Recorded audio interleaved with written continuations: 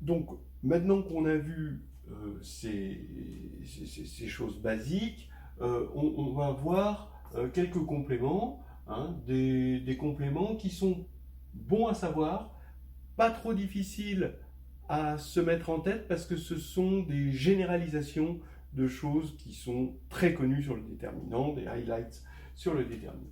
Alors, d'abord, on avait vu le développement par rapport à une colonne, où, bon, de toute façon, on peut toujours transposer avec le déterminant, le développement du déterminant par rapport à une ligne. Mais est-ce qu'on peut développer par rapport à plusieurs colonnes? Vous fixez un certain nombre de colonnes et vous voulez développer votre déterminant, d'accord, de votre matrice carrée par rapport à cet ensemble de colonnes fixées. Ben oui, donc on fixe J, ça va être un ensemble de colonnes, on prend une matrice A de Mn de K, on fixe J une partie de 1n, et le déterminant de A, c'est une somme, et donc on fait parcourir I, d'accord, c'est des lignes, c'est des parties de lignes de même cardinal que J, évidemment, pour que les mineurs aient un sens. On va multiplier delta IJ de A, donc le mineur correspondant aux lignes I et aux colonnes J de A, d'accord. Donc le mineur, ça on l'a défini, et puis c'est bien défini parce que c'est ici le déterminant d'une matrice carrée, hein, de taille cardinale de J. Et on va multiplier par delta de I bar J bar. I bar c'est le complémentaire de I, J bar c'est le complémentaire de J, voilà, de A, d'accord. Et il faut mettre un moins 1 puissance quelque chose. Alors au moment de la formule que vous connaissez bien du développement par rapport à une seule colonne, ben, c'est I plus J. Mais si vous regardez bien, c'est pas I plus J, c'était I moins 1 plus J moins 1. Mais ça revient au même. Voilà. Donc là, c'est L de I plus L de J, où L de I, c'est l'ensemble des couples I' avec I dans I et I' dans le complémentaire de I, tel que I est strictement plus grand que I'. Voilà. Ça s'appelle le développement de Laplace. Voilà. Alors lui, bon, bien, mais mieux, vraiment mieux et même très fort, la formule de Binet, d'accord, qu'on appelle aussi la formule de Binet-Cauchy. Mais bon, il y en a marre de mettre Cauchy partout, c'est un peu comme les avenues du général de Gaulle. Faut aussi mettre en exergue des mathématiciens moins influents. Alors, la formule de Binet va généraliser det de AB égale det de A, det de B. Parce que regardez, si vous prenez deux matrices, mais maintenant des matrices rectangulaires. A est dans MNM et B dans MMN. D'accord? Donc, elles sont de taille transposée l'une par rapport à l'autre. Ce qui fait que quand on va faire A fois B, ben, elles sont multipliables parce qu'il y a le même n ici, et quand on les multiplie, ça fait une matrice carrée parce qu'il y a le même n ici. Donc le déterminant de AB fait sens. Alors combien vaut le déterminant de AB? Ben là, ça devient difficile parce que comme on a fait le déterminant de AB égale déterminant de A, déterminant de B, ben on a regardé l'application qui a B donne déterminant de AB. Et on a appliqué cette unicité. Là, on ne peut pas le faire parce que B n'est pas une matrice carrée. Et que ce qu'on avait appliqué, c'était un résultat sur les matrices carrées. Donc là, on est obligé de mettre un peu les mains dans le cambouis, mais pas trop profond, pour montrer cette formule-là. Det de AB, c'est la somme. Alors, pour tous les J, donc ça va être des ensembles, évidemment, de colonnes, d'accord, de A, d'accord, mais aussi de lignes de B.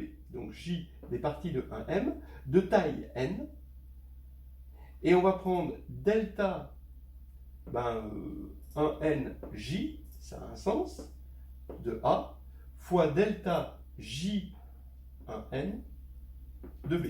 Donc tout ça a un sens, d'accord? C'est des mineurs ici, ces mineurs sont des déterminants de matrices carrées, hein, d'accord, de taille n, et Voilà. Alors, faut le faire à la main. La preuve est ici, autant la preuve est quand même pénible parce que à cause de tous ces redressements en fait surtout. Mais et puis il faut faire une bijection entre.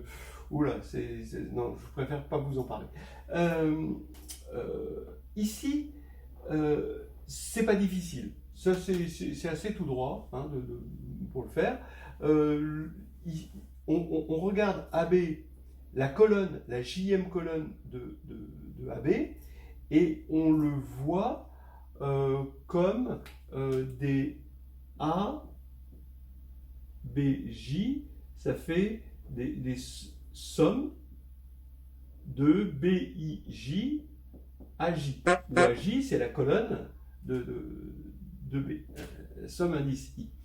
Et donc, on veut prendre le déterminant de ça, et ben, on utilise évidemment la multilinéarité, et après, on va avoir, il va falloir redresser les AJ dans la multilinéarité, on a l'habitude, on va utiliser le fait quand on prend, parce que les colonnes vont être toutes permutées, il faut redresser pour retrouver la matrice A, mais quand on redresse, eh ben, on va obtenir la signature de la permutation et avec des produits, à cause de la multilinéarité, des produits de BIJ, on va retrouver le déterminant de certains mineurs. Donc c'est pas trop difficile ça, c'est plutôt agréable par rapport à ça. Alors regardons d'un petit peu plus près cette formule de Binet.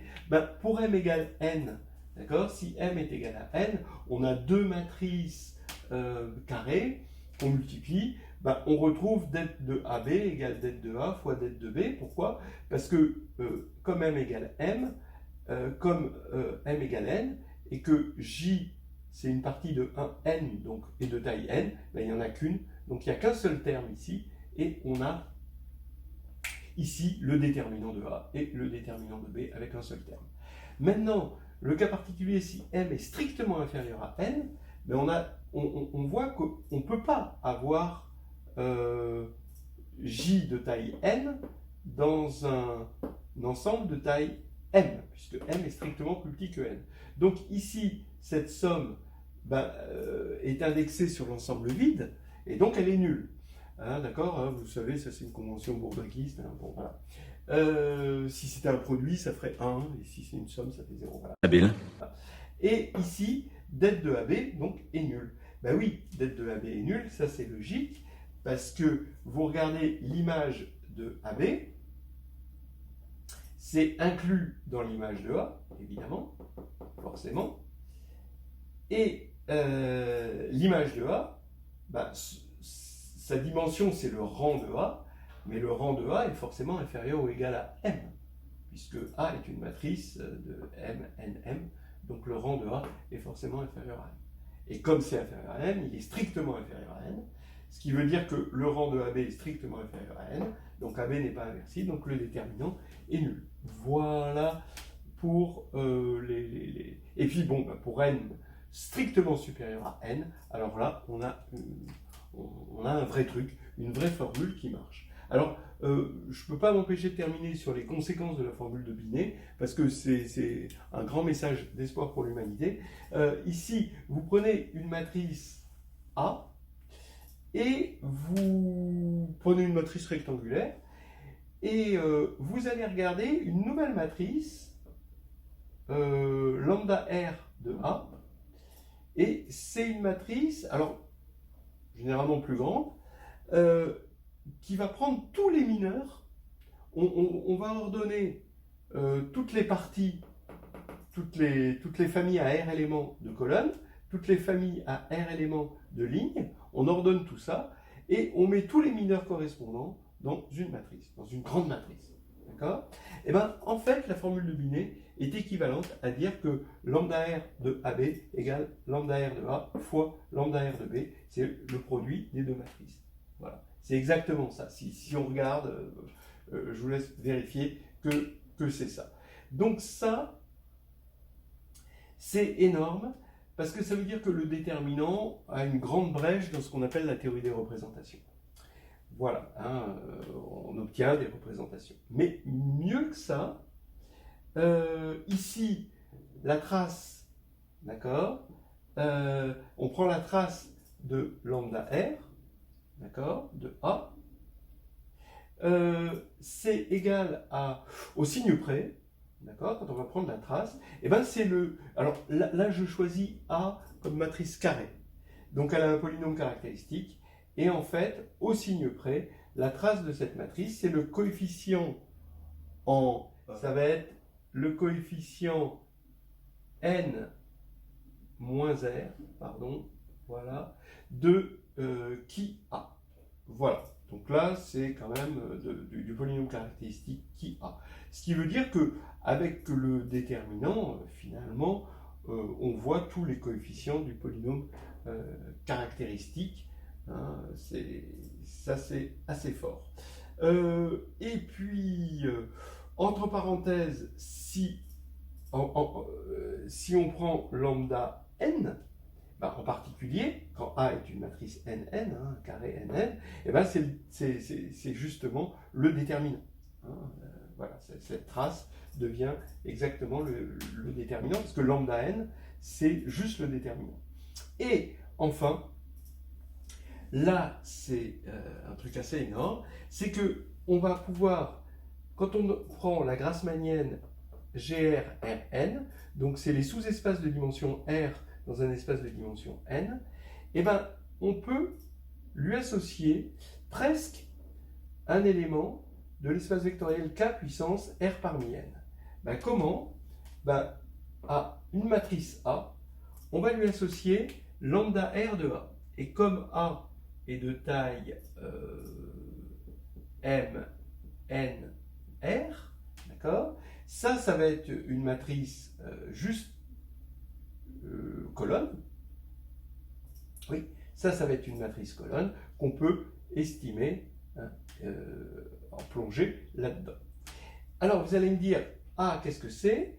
A, c'est une matrice d'une base de l'espace vectoriel. Donc, on prend un sous-espace vectoriel de dimension R, on en prend une base, on écrit cette base en colonne, et là, on prend lambda R de A. Eh bien, il se trouve que lambda R de A ne dépend pas de la base choisie à scalaire près. Donc ce à scalaire près, non nul bien sûr, va faire qu'on va envoyer, en fait, on va regarder dans les droites, c'est-à-dire à scalaire près, ça veut dire que la droite engendrée par ça ne dépend pas de la base choisie. Donc on va regarder les droites de ça, c'est l'espace projectif, et donc on crée ainsi ce qu'on appelle le plongement de Pluquer de la grassmannienne. Et voilà, ça c'est... bon, alors là c'est un peu Pluquer, mais ça vaut le coup parce que c'est une brèche du déterminant, hein, dans la géométrie algébrique, puisqu'on va pouvoir comprendre l'ensemble des sous-espaces en le plongeant dans quelque chose de beaucoup plus simple, de beaucoup plus agréable, et voir ici un sous-espace comme un point, et donc des sous-espaces qui bougent, par exemple, à voir comme juste un point en mouvement. Voilà, donc ça c'est quelque chose de très fort. Bon, alors voilà, hein, tout ça, c'était juste de l'info supplémentaire. Le côté épicier, il y en a un peu plus, je vous le rajoute, mais c'est plus clair.